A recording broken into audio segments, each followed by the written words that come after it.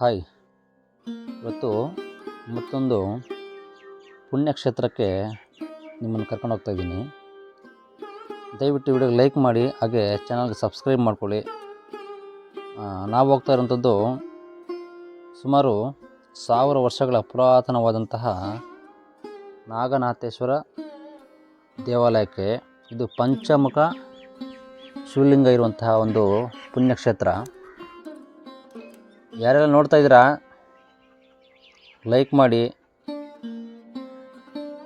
ಮರಿದಿರ ಚಾನಲ್ಗೆ ಸಬ್ಸ್ಕ್ರೈಬ್ ಮಾಡ್ಕೊಳ್ಳಿ. ಇನ್ನಷ್ಟು ಇಂಟ್ರೆಸ್ಟಿಂಗ್ ವೀಡಿಯೋಸ್ನ ನಿಮಗೋಸ್ಕರ ತಗೊಬರ್ತೀನಿ.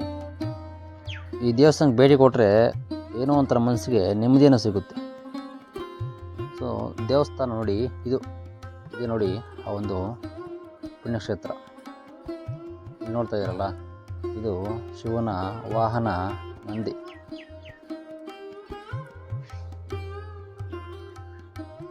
ಒಂದು ಹಳೆ ದೇವಸ್ಥಾನವನ್ನು ಮತ್ತೆ ಪುನಃ ಕಟ್ಟಿರೋಂಥದ್ದು. ಇಲ್ಲಿ ನೋಡ್ತಾ ಇರೋಂಥದ್ದು ನಾಗರಕಲ್ಲು.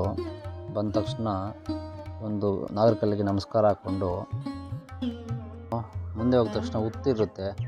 ಉತ್ತಲು ಸಹ ನಾಗರಕಲ್ಲು ಪ್ರತಿಷ್ಠಾಪನೆ ಮಾಡಿದ್ದಾರೆ. ಆ ಉತ್ತಿಗೆ 3 ಸುತ್ತು ಹಾಕ್ಕೊಂಡು ಪ್ರದಕ್ಷಿಣೆ ಹಾಕ್ಕೊಂಡು ಮುಂದೆ ಹೋಗಿದ ತಕ್ಷಣ ನಮಗೆ ನಂದಿ ಪ್ರತ್ಯಕ್ಷ ಆಗ್ತಾರೆ. ನಂದಿಗೊಂದು ನಮಸ್ಕಾರ ಹಾಕ್ಕೊಂಡು ಒಮ್ಮೆ ಒಂದು ಸ್ಥಳಕ್ಕೆ ಭೇಟಿ ಕೊಡಿ. ನಿಮ್ಗೆ ಯಾವುದೇ ರೀತಿಯ ನಾಗದೋಷ ಇದ್ದರೆ ತಕ್ಷಣ ಪರಿಹಾರ ಆಗುತ್ತೆ. ಹಾಗೆ ಕೌಟುಂಬಿಕ ಸಮಸ್ಯೆಗಳಿದ್ದು ಸಹ ಪರಿಹಾರ ಆಗುತ್ತೆ. ಹಾಗೆ ಮಾನಸಿಕ ಸಮಸ್ಯೆ ಇದ್ದು ಸಹ ಪರಿಹಾರ ಆಗುತ್ತೆ. ಮನಸ್ಸಿಗೆ ನೆಮ್ಮದಿ ಅನ್ನೋದು ಸಿಗುತ್ತೆ. ಇದೇ ನೋಡಿ ಆ ಪಂಚಮುಖ ಶಿವಲಿಂಗ. ಎಲ್ಲರೂ ಸಹ ಭಕ್ತಿಯಿಂದ ನಮಸ್ಕಾರ ಮಾಡ್ಕೊಳ್ಳಿ. ಹಾಗೆ ಓಂ ನಮಃ ಶಿವಾಯ ಅಂತ ಕಾಮೆಂಟ್ ಮಾಡಿ.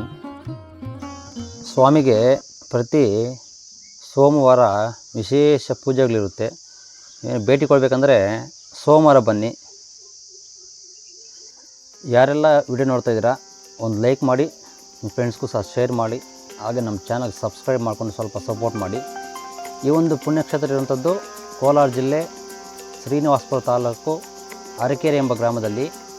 ನೀವು ಶ್ರೀನಿವಾಸಪುರದಿಂದ ಮುಳುಬಾಗಿಲು ಮಾರ್ಗವಾಗಿ 9 ಕಿಲೋಮೀಟ್ರ್ ಬಂದರೆ ನಿಮಗೆ ಈ ಥರ ಒಂದು ಸುಂದರವಾದ ಒಂದು ಆರ್ಚ್ ಕಾಣಿಸುತ್ತೆ.